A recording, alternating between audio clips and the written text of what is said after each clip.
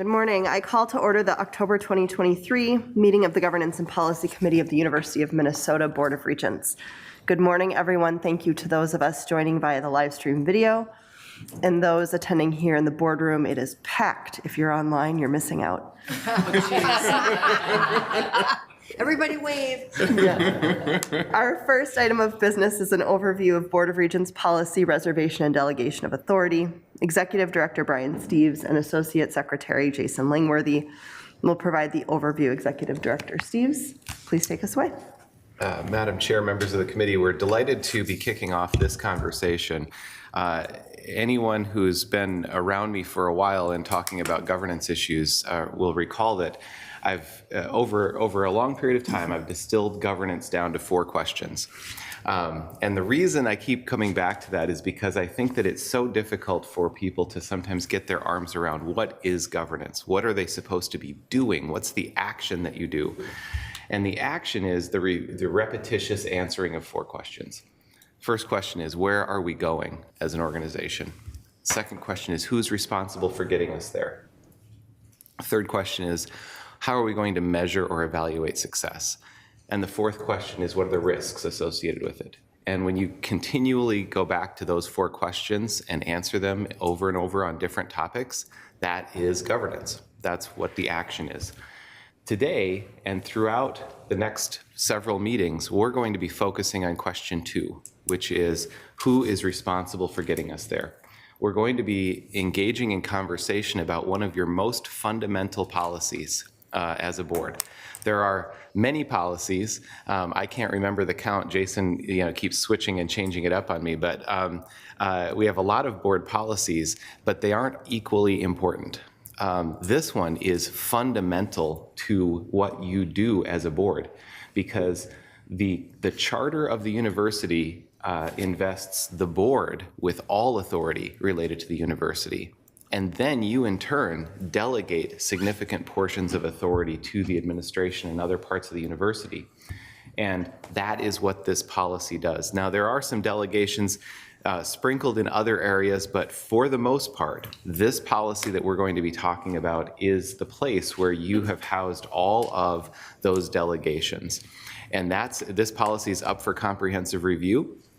And so we're going to be spending some time today getting you oriented to what this policy does, what's in it, and then in subsequent conversations, we'll start talking about what kinds of modifications you as a committee may wish to recommend related to this policy. So we'll dive in. I can show you a little bit of the how we're going to lay it out. Today we're doing this overview. At the next conversation you have about it, we'll talk specifically about approval thresholds, which is an area that we think probably deserves some attention. Part 3 will be a review of some recommendations, and then part 4 would be action. And so part of today is getting you grounded in it. And then in part 2, we'll spend a lot more time trying to get your input. And today we'll take input as well, but getting your input so that we can come back to you with recommendations that match what it is you want as a committee. So that's really the goal.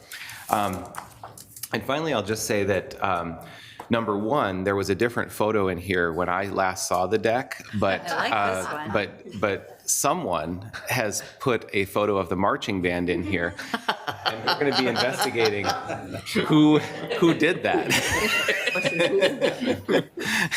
Short investigation. But That's a great one. that happened. But really, when we think about it, this repetitive answering of these questions and the work you're going to be doing on this policy is really about creating alignment, clarity, accountability, because there's nothing worse than having a decision before, floating around and being unclear about who's the decider. And what you're largely deciding in this policy is who the decider is on various issues and topics. And so that's what the goal is. And with that, I'll turn it over to Mr. Langworthy, who can walk through the details of the policy. Chair Verhalen, members of the committee, good morning. I have no idea how that picture got in the slideshow. So what is reservation delegation of authority? So as Mr. Steves noted, it is one of your cornerstone policies, and it broadly defines reserved authorities to the board, and it delegates key authorities to other individuals. It really answers that question of who is responsible for getting us there.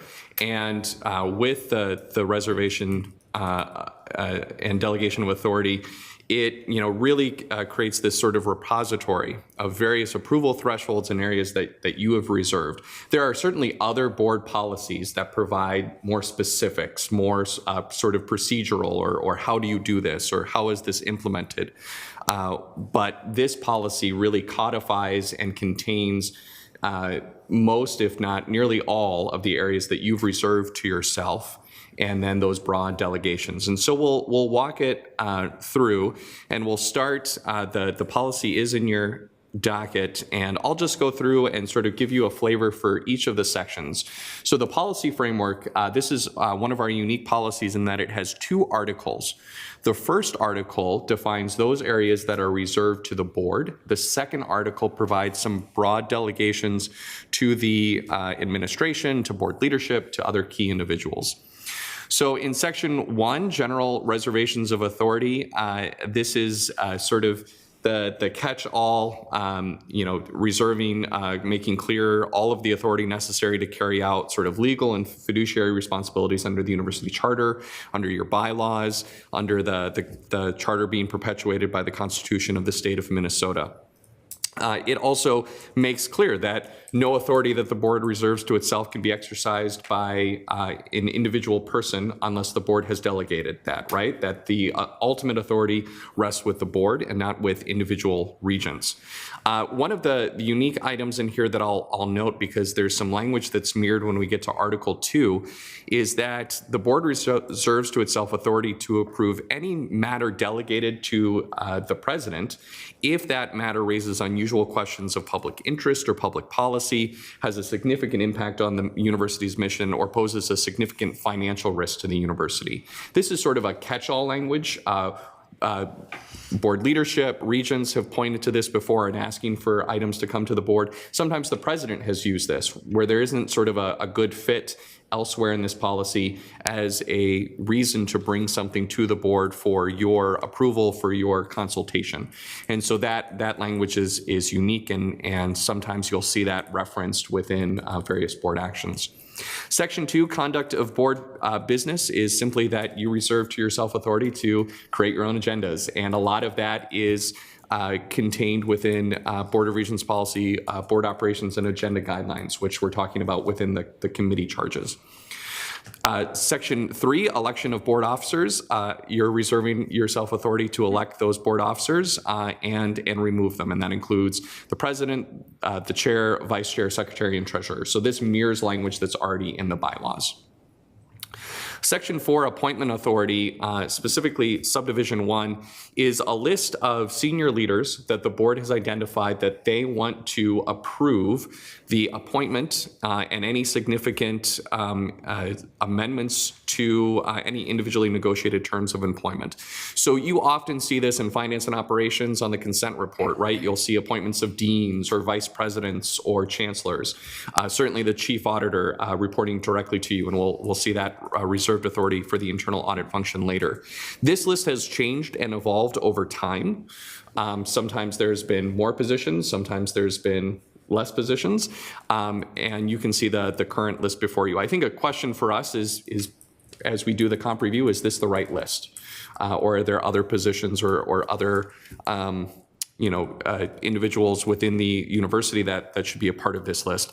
And I would equate this to, say the President of the United States, right? Appointing cabinet secretaries and having that, sort of ratified by the U.S. Senate. So sort of a similar way that's done here. The other 2 sections continue to reserve authority to remove officers. I'll note here that the general counsel, which has a direct line to the president, that the president may remove the general counsel, but only with board approval. So if the president had an issue with the general counsel, they would need to bring that here, and the board would need to confirm that issue. And then the chief auditor, and then the president may remove other individuals on that list above, with the exception of the chief auditor, since the chief auditor reports directly to the board. Moving on to academic matters. So this is where the mission fulfillment spends a good deal of its time. So this includes granting academic degrees, granting faculty tenure, or continuous appointments, and the awarding of faculty emeritus titles consistent with board policy. So this is a good example, right, where Board of Regents policy faculty tenure has a lot of detail about how this process works, but the broad reservation of authority exists here in this policy. Other sorts of areas within this provisions, naming, establishing, naming, or abolishing, colleges, academic institutes, programs, establishing tuition and student fees, right? There was a conversation about those policies yesterday in mission fulfillment that helped to carry that out. Looking at commercialization of intellectual property rights and sponsored research. And then finally, the board approving educational policies, but consistent with the broad delegation to the University Senate and the faculties who have the ability, right, to create those that governance structure, those specific sort of departmental policies, but overarching policies that exist across various areas or are system-wide. You reserve the authority for those. In Section 6, awards, honors, and naming, so this is where you bestow awards, things like honorary degrees, and certainly name significant university assets like university buildings.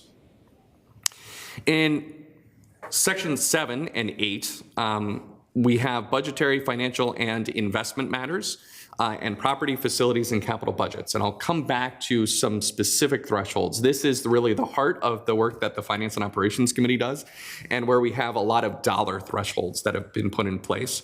It also talks about things like the annual operating budget, the annual capital budget, making requests to the state, which you acted on yesterday in terms of funding, or needing to make adjustments if there was a significant change in the state of Minnesota appropriation caused by a 1% change there.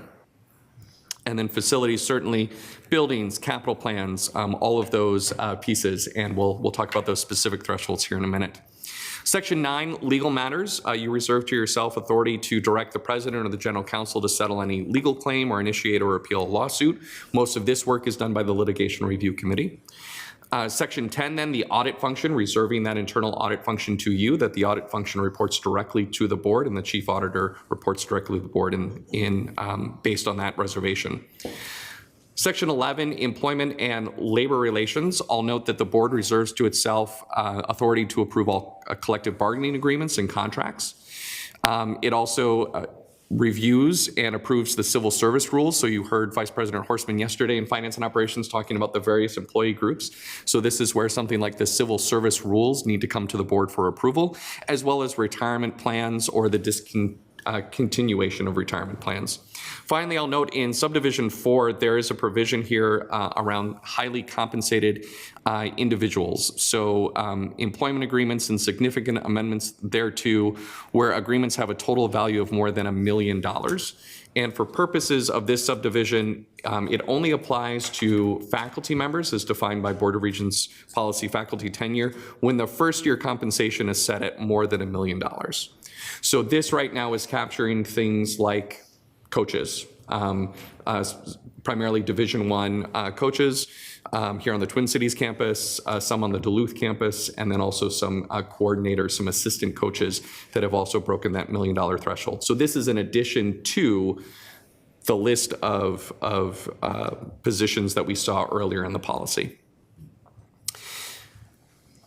And then finally, associated organizations. So the board reserves to itself the legal structure and scope between the university and any associated organization. So a great example of this would be like the University of Minnesota Foundation or the University of Minnesota Alumni Association, right? Using our name and the marks, and how does that work? So then you can see the current thresholds are displayed here before you. So right now, and this change was put in place in February of 2018, things like purchases of goods and services, purchase or sale of real property, lease easements or other interests, multi-year capital plans, annual capital budget amendments, all of these schematic plans are above $1 million. So when we hit that $1 million threshold, those items come to you. Typically, they'll either come on the Finance and Operations Committee consent report, or if they are significant or committee leadership wants to have those separated out and discussed separately, then that discussion will happen. Purchases of goods and services, right, can include anything from buying a new MRI machine to toilet paper a few years ago to anything in between that helps the university continue to run. And I'll note on the purchase of sale or real property, in addition to the $1 million, it also is property that's located on or within 2 miles of a campus, or if it's larger than 10 acres. So a few years ago, we had some land that was donated that the university was getting rid of. It was kind of pretty swampy. It was selling to someone who was going to use it for hunting land. It was, I think, over 100 acres, but the price, right, was well under that $1 million. So that's why sometimes if you see things coming that maybe don't hit that threshold, it may be because it's located on or within 2 miles of campus or larger than 10 acres. So certainly we would be interested, and we're also asking our colleagues over in the administration to see what are peer examples looking like in these areas. Just anecdotally, I've heard in talking with some of our board professional peers, some institutions certainly have gone above that $1 million. Some have different thresholds depending on the type of project. Some have different thresholds based on the process that was used, say for a purchase. Did it go through an RFP process or not? Sometimes that triggers a different approach for the board taking that. The other thing I'll note with any of these thresholds as you adjust them, there will be adjustments then that would be made below here, right? So your threshold is $1 million, and then there are other thresholds that require various levels of administrative approval that then roll down below. So then let's turn to Article 2, which is the delegation of authority. And this section really creates some very broad delegations to the president, board leadership, and other officers. And really to the president, it's that the president has the ability to act as the chief executive officer and with such general executive management and administrative authority over the university that's reasonable and necessary. So this is a large delegation to the president, where the president then is able to manage and to implement your policies and directives. There are limitations upon presidential authority. Certainly the president can't do anything that violates the university charter, your bylaws, any provisions of board policies or directives, including that Article 1 of anything that's contained in Article 1 of this policy. And then a directive that the president notify the board of any matter not otherwise addressed in this section that would significantly involve your authority, your fiduciary responsibilities, oversight, and sort of public accountability responsibility. So that mirrors that sort of catch-all language that we discussed in Article 1. The other thing it does in Section 3 is it allows the president then to delegate authority, right? So then the president, and oftentimes this happens through administrative policy, that next level of policy below board policy, the president is then delegating various authorities within the administration to carry out those functions. Finally, Section 4 and Section 5 are sort of broad delegations. First, in Section 4, to the chair and vice chair to sort of exercise authority that's customarily exercised by officers of a corporation, right? So if the board chair needs to sign off on specific things to testify that the board took action. Certainly, there are other areas within board policy, right, that help to also define the role of board leadership and what they do, primarily your code of conduct. And then other delegation to the board secretary, treasurer, general counsel, and chief auditor in Section 5. Again, doing things that would, sort of perform such duties as required by the bylaws or other board policy, signing off, certifying actions on behalf of the university. And then a new provision that we added when we realigned the chief auditor language, that the chief auditor and general counsel shall notify the board of any matter that significantly involves your authority, fiduciary and oversight, and public accountability responsibilities. Finally, Section 6, conformance with this policy, basically is to ensure that that everything that then flows down from this policy and all of the various reserved authorities and delegated authorities need to be in conformance with this policy and certainly within the charter and within the bylaws. So the final slide are just some potential principles to guide review, some things to think about as we come back to this discussion in December. Thinking about how can we guide this work, how can we sort of think about what to do when looking at these thresholds. So things like, certainly we want to continue to strengthen public confidence in university decision making. We want to ensure the board's ability to carry out your fiduciary and oversight responsibilities while focusing on consequential items, right? If you set the thresholds real low, you'll get a lot more transactional items that come to you. If you set them too high, maybe you're going to potentially be missing some important items.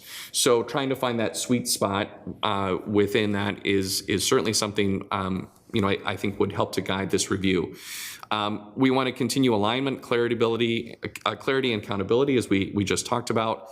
And then finally, within the Audit and Compliance Committee, certainly they've done a lot of risk-based sort of look, right? The institutional risk profile. And so that might be another lens to look at this. Where are the risks based on current approval thresholds? Would you want to adjust those thresholds based on areas that have more risk and maybe, change thresholds based on areas with less risk? So with that, Chair Verhalen, Mr. Steves and I are more than happy to answer any questions, take any initial comments, and certainly we'll return to this item in December. Yeah, thank you both. As we gather questions, one thing that comes to mind as we think about our next step here is to, not that we should always be doing exactly what everyone else is doing, but thinking about what are some of our peer organizations doing, and I'm thinking, MNSCU, Big Ten, other large R1 research universities. What are their oversight, just to get an understanding of what the market is like? Mm-hmm. Regent Mayron. I second that, and it sounded like there has been some checking in with peers already through various means, but I think that's very important as well. And my memory is, correct me if I'm wrong, that when we talk about current thresholds and things that come to the board that have a greater value than $1 million, that the board leadership or board chair also has the ability to submit to the board decisions that maybe don't involve $1 million or more, but rather are of the type of issue that they think the entire board should be weighing in on and coming to a conclusion, and we've done that in the past. So there is that discretion. I'm not quite sure where it shows up in the, reservation or in the policy we're just looking at, but I certainly know that's been done from time to time particularly when we talk about institutional risk and reputation and that sort of thing. There have been decisions that have been brought to the board for consideration, even though they don't meet the $1 million threshold. Is that correct? Chair Verhalen, Secretary.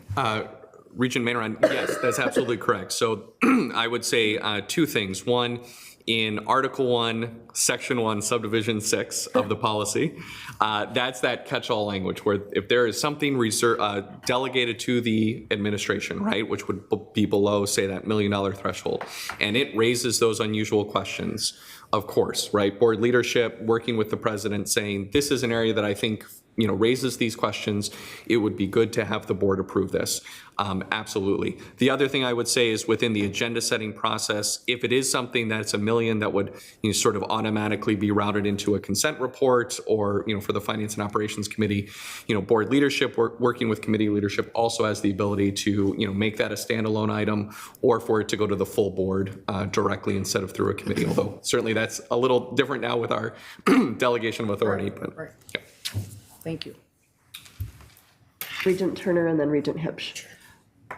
So being relatively new to this, and I'm getting the inkling that the $1 million threshold is getting perhaps a little tedious as far as way too many things coming to. That would be a reason I would think to want to up that threshold.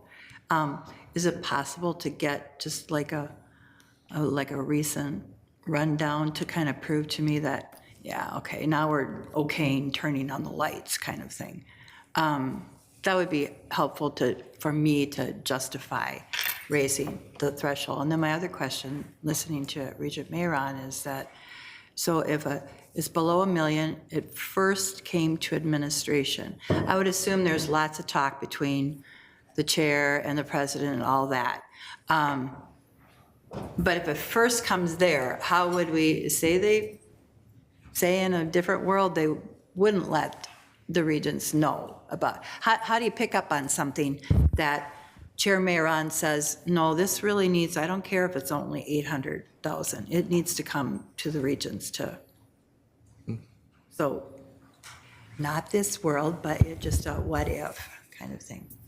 How does that work?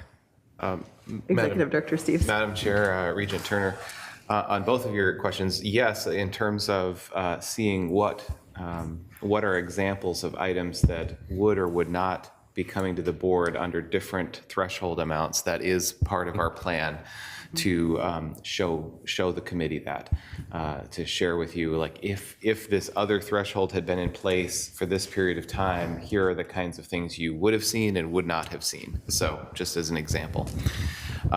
In terms of how do those other issues get identified, it's not, I'll be honest, it's not contracts that are $800,000 that typically get triggered by this this catch-all language. We call it the catch-all language because it's been around. It's been modified a little bit in 2018, but in essence, that catch-all language has been in place for many, many, many years. And the reason that it usually gets triggered is because of some public relations concern around a particular whatever it is. And that's the thing, I'll be honest, that when we talk about a lot of folks like to think about governance and management as if there's some bright line.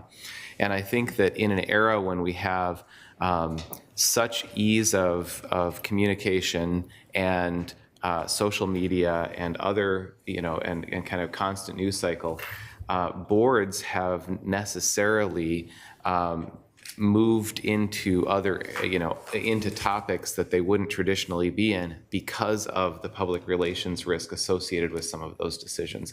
And so in my experience, it's been largely not like some dollar figure, but it's largely been a public relations kind of lens.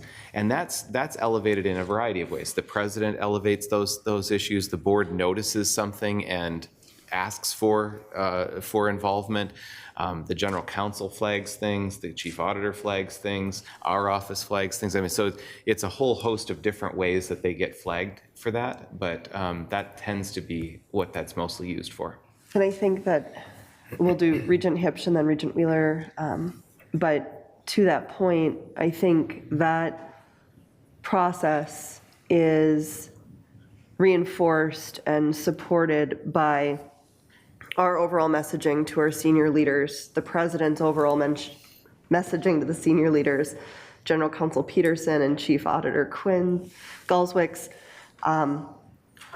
messaging to senior leaders about if you're approving anything that falls out of this, you need to also be keeping in mind that if there's something that has this risk associated with it, you need to be bringing that to the board's attention. And so that's that culture of accountability, risk management, compliance that we are working very diligently through all of these channels to continue to reinforce at the university. Thank you for that assurance. Thank you. Regent Hipsch and then Regent Wheeler. Thank you. I had two questions. The first question has to do with how long has it been at $1 million? And wasn't it, I kind of remember that it was higher at one point and then we lowered it, and then it's lower than it was in the past. And what precipitated that? That's my first question. And then I got a different subject, so. Associate Secretary. Chair Verheugen. Yes. I don't want to promote you again this week. Regent Hipsch. So in 2018, yes, there were various thresholds across. So the individual purchases of goods and services had been $1 million for a number of years at that point. At one point, I believe it had gone 250,000 up to $1 million. I can't remember the specific year, but the purchases had been pretty consistent there at $1 million. Other items, though, things like the final review of capital projects, that was at $5 million. Schematic plans had various thresholds. If they were interior renovations, it was $5 million. If it was exterior, it was $2 million. So there were different thresholds across there as well. And so the reason I think $1 million was picked was because it had been sort of a little bit more static with that purchase of goods and services. And there was a feeling in 2018 to have a sort of a consistent threshold across all items so that it was easy. If it's $1 million, it goes to the board. I think our question today, and this goes back, Regent Turner, to your question, right? It's obviously been a few years. Is $1 million still the right threshold? And is there, would you want to consider breaking up those thresholds again based on risk, based on other factors, instead of having everything at $1 million? The other thing I'll mention is an area that increased capital budget projects and amendments had been at 500,000, and then those went up to $1 million. Okay, thank you. Thank you. You had another One topic. follow-up. Could you move your microphone towards you? That's right, we're in this room now. Okay. Yes. Thank you. Okay, so the other one has to do with kind of a public relations thing, and I'm going to use this as a specific example because it paints the picture.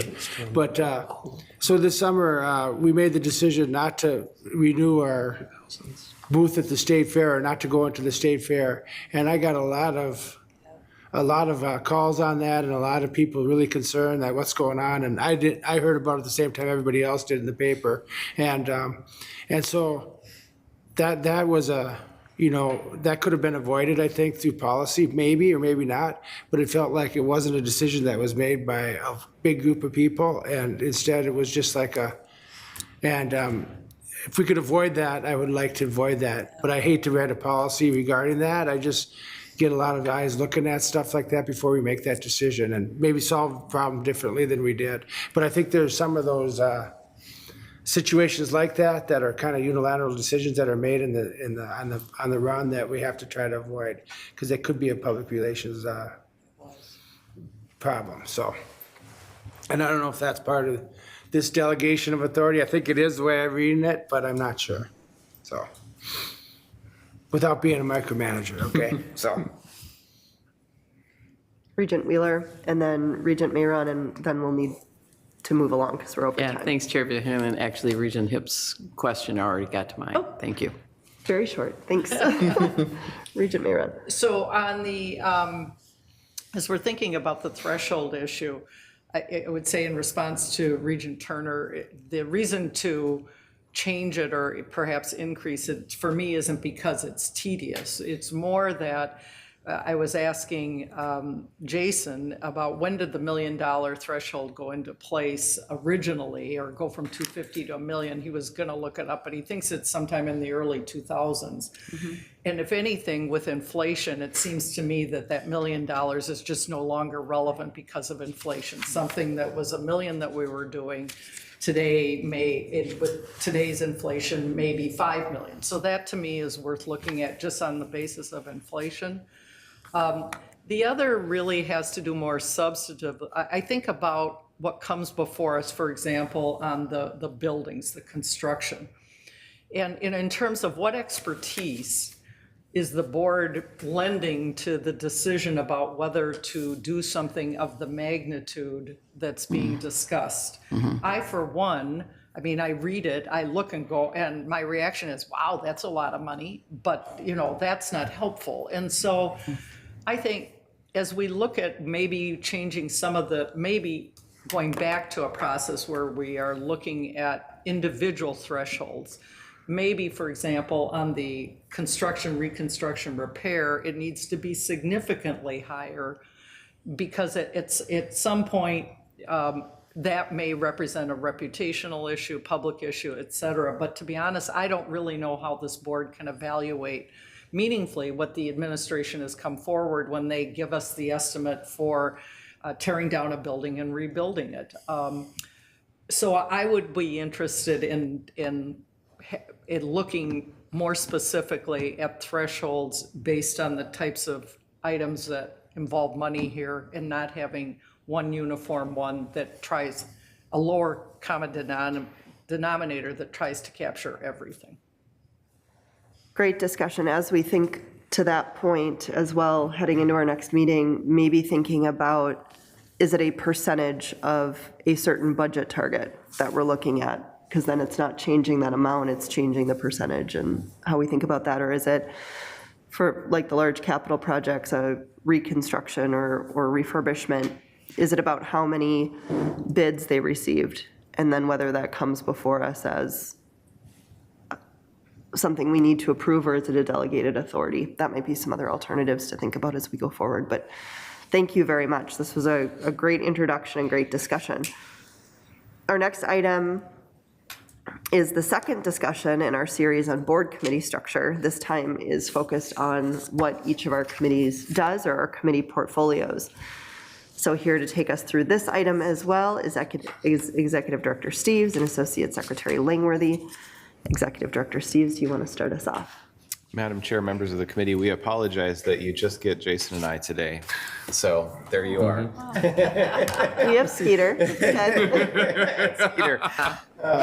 But this is the second conversation in this series around committee structure. And this one is really going to focus on the portfolios. We have included in the docket the portfolios for each of your standing committees that are outlined in board policy. We are not planning to go through those in detail. But what we really are trying to tee up today is your input and feedback. And we've got some discussion questions to help guide that at the end. I'll just remind you, as we turn to the next slide here, the current standing committee objectives, the structure that is in place had some objectives that it was trying to meet.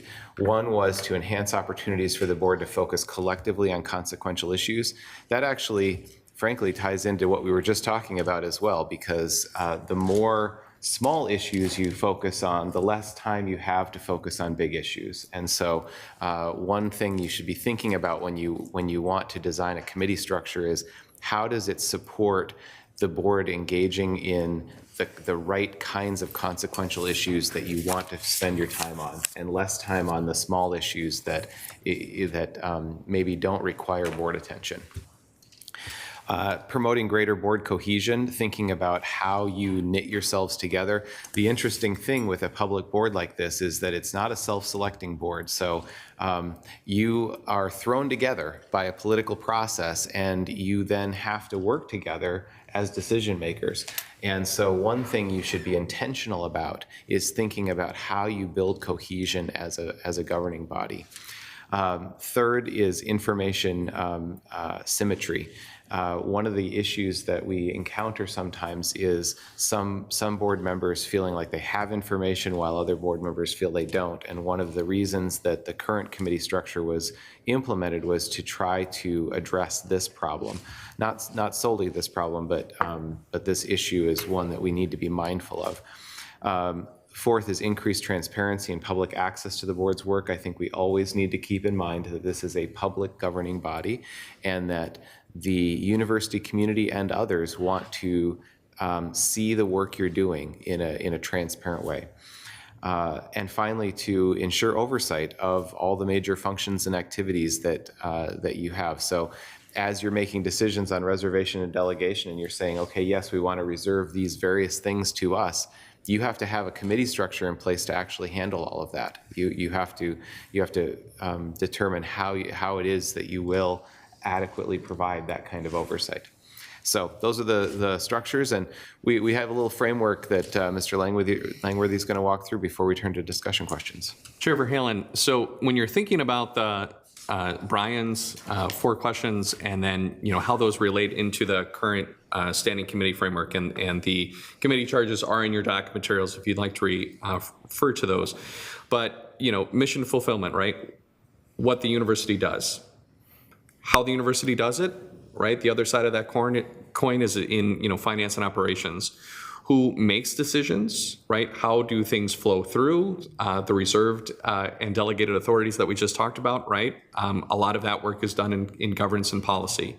And then ensuring that the university remains accountable, certainly the Audit and Compliance Committee, and then, in addition to that, litigation review. So the current standing committees, right, are really shaped around, the what, how, who, and that assurance piece that you see there before you. And so we'll turn to in the interest of time, we'll turn to the discussion questions, and you can see those before you. We would certainly offer these as a starting point, but would welcome, any comments or, ideas or thoughts as you sort of look through the committee portfolios, as you've had a chance to review the document materials. And so those are before you, and we'd be happy to hear your thoughts and comments. Yeah, absolutely. Regent Mayron. Just some reactions to what was provided. One is, and this is more or something to probably attend to somewhere along the way, but when we look at the responsibilities of governance, this actual committee, one of them is to provide oversight to evaluate the effectiveness of the board through periodic self-assessment. And we looked at this issue in the last 4 years as to whether the value and what would a self-assessment look like, and ultimately concluded not to do it. And that's basically been the operation of this board for historically, in part because the self-assessment is subject to the open meeting laws. And so having what we thought was a meaningful self-assessment would be very difficult to do. There were many other reasons. But I think as we look at this, if we're not going to do that for whatever reason, I think we should take it out and not keep assigning it to the governance committee who can't implement it.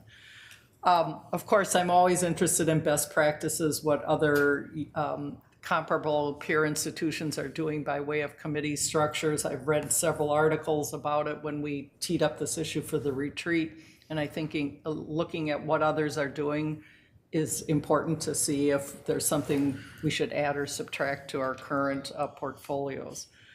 As I look at the principles, I would say the second one, promote greater board cohesion. It's not clear to me that the committee structure, that's where we ought to be focusing on board cohesion. Board cohesion is clearly an issue, and making sure we, as you say, we're elected, we don't self-select who's on the board. Coming together, I think, is important, but I'm not sure how the committee structure enhances or detracts from board cohesion. I'd be interested as to whether this is where we ought to be concerned about that principle. The others, I think, are very important in terms of current standing committee structures. And then lastly, on the question, the fourth bullet, looking at the specific portfolios, are there any areas that should be reduced? I talked about governance. I will say finance and ops includes a variety of topics for which this board virtually has no expertise on. And we ask our administrators to prepare incredibly, and they do, detailed reports to this board, and which takes up a lot of their time, and I think it takes away from what they normally might be doing to advance the mission of the university, whether it's faculty or in terms of administration.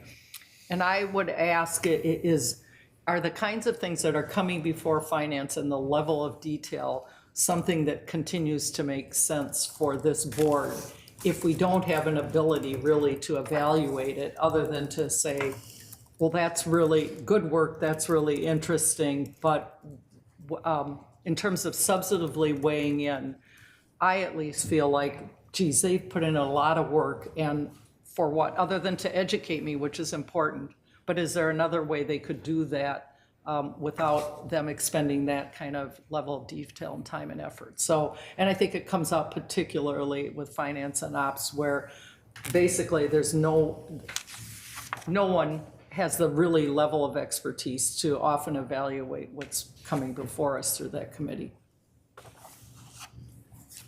Those are my reactions.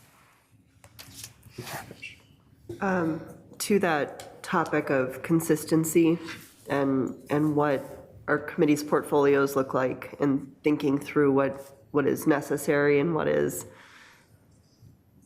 just kind of ingrained in what they do. One thing that caught me in looking at these portfolios is how extensively long the list is for audit and compliance and finance and operations. And I would say that all of our committees are covering a wide range of issues. It just seems maybe unnecessarily detailed in what is in here, especially when we think about what also lives in our delegation, the policy we just considered and just discussed in our delegation of authority. So that might be something for us to have a more in-depth conversation about going forward is, are we saying too much or too little here as it relates to the portfolios as well?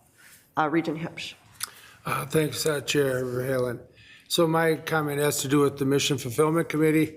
I would hate to be on this board and not be on the Mission Committee, because that's why we're on this board.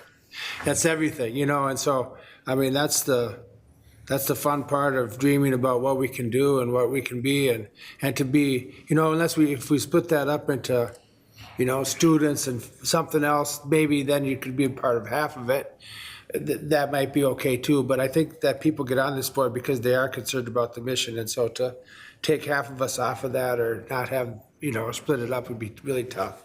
Mm-hmm. And finance is kind of, there are a lot of big issues, and I don't know that we need the detailed reports, but I think everybody needs to be able to weigh in, because, you know, everybody wants to do everything in our mission, but then we got that reality check with finance.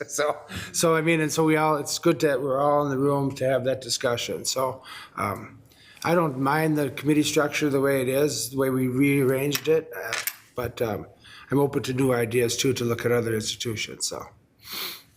Regent Turner. Thank you, Chair Verhalen. Just a quick question. So the extensive detail that has now become a part of the finance and operations and the government and those two, is it because, was it in to create more transparency? I mean, why did the list get so long? So the lists are long for finance and operations and audit and compliance, but Associate Secretary Steves, maybe you can, Steves. Either way. You are no longer executive. Associate Secretary Lang, maybe you can provide a little background on where those came from. Mm-hmm. Chair Verhalen, Regent Turner, when the board created the omnibus committee structure that you currently have I'll start with finance and operations. That took elements from what was the facilities planning committee, from the faculty and staff affairs committee, a lot of the HR pieces, and then everything that had traditionally been in just the finance committee.